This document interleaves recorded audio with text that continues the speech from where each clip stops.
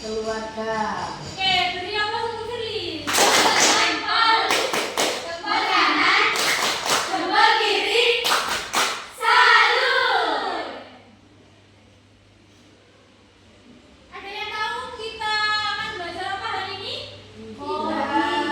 Belajar coding. Ada yang sudah tahu coding itu apa? Tidak. Oke, kita akan belajar tentang coding. Coding itu banyak sekali ya, tidak hanya berhubungan dengan komputer, tapi ada cara berpikirnya juga. Nanti kita akan belajar tentang berpikir komputasional dan pengelolaan data. Sebelum kita masuk ke materinya, untuk tujuan pembelajarannya yaitu yang pertama, memahami konsep dasar berpikir komputasional sebagai cara menyelesaikan masalah secara sistematis dan Logis. Yang kedua, siswa diharapkan dapat mengembangkan kemampuan problem solving yang tidak hanya berlaku dalam ilmu komputer tetapi juga dalam kehidupan Sehari-hari. Oke, sebelum masuk ke materi, kita ice breaking dulu. Silakan berdiri semua. Sekarang pegang pundak teman-temannya. Ya. Kalau ustazah bilang depan, sampai loncat ke depan. Kalau mundur ya, mundur. Oke, 1, 2, 3, konsentrasi.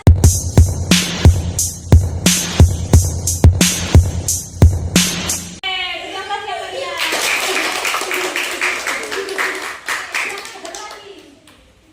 Kita masuk ke materinya. Apa itu berpikir komputasional?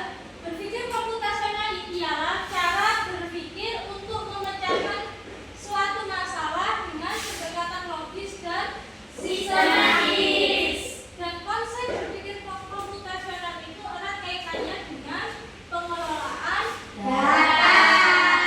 Jadi, berpikir komputasional itu cara berpikir untuk memecahkan suatu Masalah. Oke. Ini 4 pilar berpikir komputasional. Yang pertama yaitu dekomposisi. Dekomposisi ialah memecah masalah besar menjadi bagian kecil yang mudah Dikelola. Jadi jika kalian mempunyai masalah itu harus diubah menjadi bagian yang terkecil dulu. Biar mudah dikelola. Yang kedua yakni pengenalan pola. Pengenalan pola ialah mencari kesamaan dan pola dalam masalah untuk menemukan Solusi. Jadi misal ada beberapa masalah. Jadi sampai kelompokkan berdasarkan masalah-masalah tersebut. Jadi jangan dicampur adukan jadi satu. Masalah itu harus dibagi sesuai dengan karakternya masing-masing. Biar apa? Biar gampang untuk menemukan solusi. Yang ketiga yakni abstraksi. Abstraksi ialah fokus pada informasi penting. Abaikan detail yang tidak relevan. Jika ada bagian-bagian yang tak penting itu dibuang aja, di-skip. Jadi fokus pada yang bagian terpenting saja. Yang keempat yaitu algoritma. Algoritma ialah membuat langkah-langkah sistematis untuk menyelesaikan masalah. Tadi itu berpikir komputasional itu ada kaitannya dengan pengelolaan data. Apa itu pengelolaan data? Pengelolaan data adalah serangkaian proses yang mencakup perencanaan, pengorganisasian, penyampaian, penyimpanan, dan pemanfaatan data dalam satu sistem. Dan tujuannya adalah memastikan data yang ada itu akurat, aman, mudah diakses, dan berguna untuk pengambilan Keputusan. Oke, lanjut. Nah, pengelolaan data itu dibagi menjadi dua. Yang pertama itu berdasarkan sifat data, dan yang kedua itu berdasarkan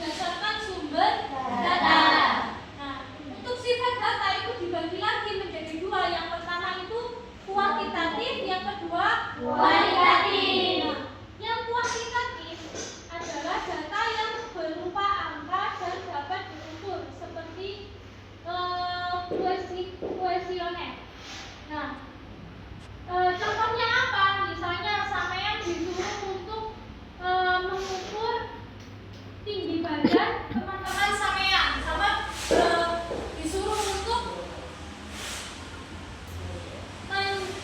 mencatat berat badan teman-teman sampean. Dan nanti sampean itu menggunakan apa? Kuantitatif. Kuantitatif. Yang kedua, kualitatif. Kualitatif ialah data yang berupa deskripsi yang menggambarkan kualitas, sifat, dan karakteristik suatu objek. Kalau tadi itu kuantitatif kan berupa angka. Kalau kualitatif itu berupa data atau berupa kata-kata. Itu kualitatif. Sudah paham? Kalau kuantitatif berarti berupa apa? Nomor. Angka atau berupa angka. Kalau kualitatif berupa Kata. Dan sekarang sumber data. Nah, sumber data itu dibagi lagi menjadi dua. Yang pertama yakni primer. Primer ialah data yang dikumpulkan langsung dari sumber asli oleh peneliti. Contohnya itu seperti wawancara dan observasi lapangan. Contohnya, misal Berlian disuruh Ustadzah untuk mencari apa aja ekstrakurikuler yang ada di SMPI Tahfidzul Quran. Apakah jika Berlian itu nyari di Google itu kan semuanya ada ya. Kalau sampai ketik misalnya apa saja ekstrakurikuler yang ada di SMPI Tahfidzul Quran, jelas di Google itu langsung tampil ya. Dan data di Google itu sudah 100% benar apa belum? Belum.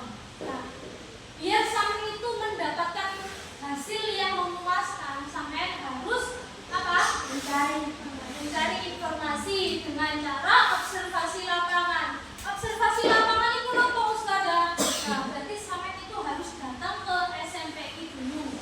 Datang ke SMP dulu, terus bisa menemui kepala sekolah dengan cara wawancara. Sampai bertanya kepada kepala sekolah, apa saja ekstrakurikuler yang ada di SMPI Tahfidzul Quran. Nah, itu sudah termasuk wawancara. Dan sampai datang, sampai sampai observasi, sampai melihat cara kegiatan belajar mengajar waktu ekstrakurikuler itu seperti apa. Itu termasuk observasi lapangan.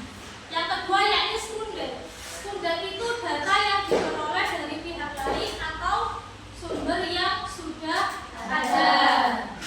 Contohnya itu laporan keuangan. Misalnya Firly disuruh Ustadzah ya, misal Firly kamu coba ciptakan laporan keuangan bulan April. Nah, apakah Firly itu menulis sendiri atau merekam sendiri? Kan tidak. Firly itu tinggal ke bendahara sekolah minta laporan keuangan bulan April. Nanti langsung sudah ada. Jadi kalau sekunder itu datanya itu sudah ada. Jadi sampai itu tidak usah mencari data itu sendiri. Itu yang sekunder. Kalau primer sampai harus mencari data itu sendiri. Nah, yang selanjutnya karakteristik berpikir komputasional. Yang pertama, pemecah masalah secara sistematis dan terstruktur. Yang kedua, analisis data untuk menemukan pola dan pattern. Yang ketiga, desain algoritma yang efisien dan efektif. Yang keempat, kemampuan abstraksi dan generalisasi.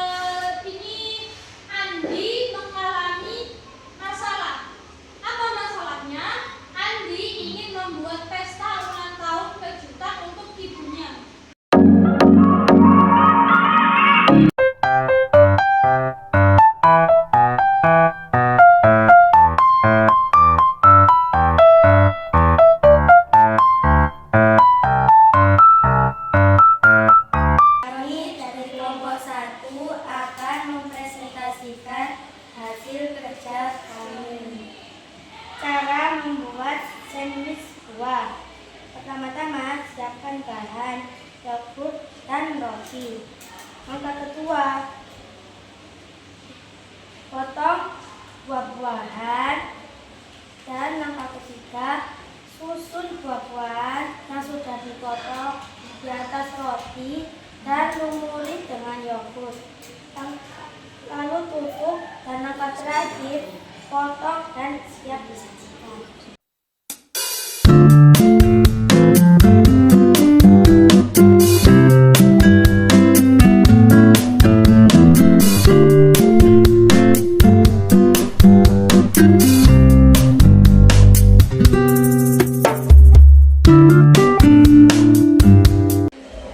Apa yang sudah kalian pelajari hari ini? Ada yang bisa jawab? Ayo pilih. Tentang dekomposisi. Oke, selanjutnya. Belajar cara berpikir komputasional. Oke, lagi ada lagi? Belajar coding dalam kehidupan sehari-hari. Lagi? Saya mengenal data dengan baik dan terstruktur. Oke. Ada lagi? Mempelajari algoritma. Kesimpulan materi hari ini ialah berpikir komputasional adalah cara menyelesaikan masalah secara logis dan sistematis melalui dekomposisi, pola, abstraksi, dan algoritma sehingga menghasilkan solusi yang efektif dan efisien. Dengan menguasai berpikir